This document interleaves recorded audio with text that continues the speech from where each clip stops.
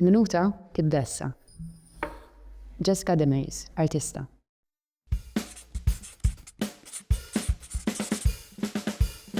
So Jessica, what sparked your interest in exploring the divine and monstrous themes in mythology? What struck me as interesting with the myths in Greek mythology was that as I was reading further into them, they had more levels of their stories to uncover.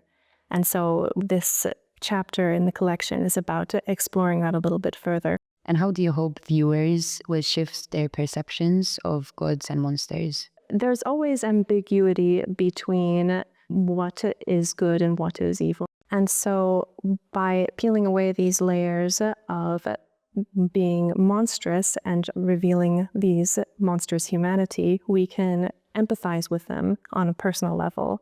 And the same with the gods. We can't always put them on a pedestal. We know a lot of the stories of the gods. There have been a lot of things that they've done that were not very godly. So I feel that we can't always look at everything with a surface value. It's always a credit to someone to have the patience to look deeper.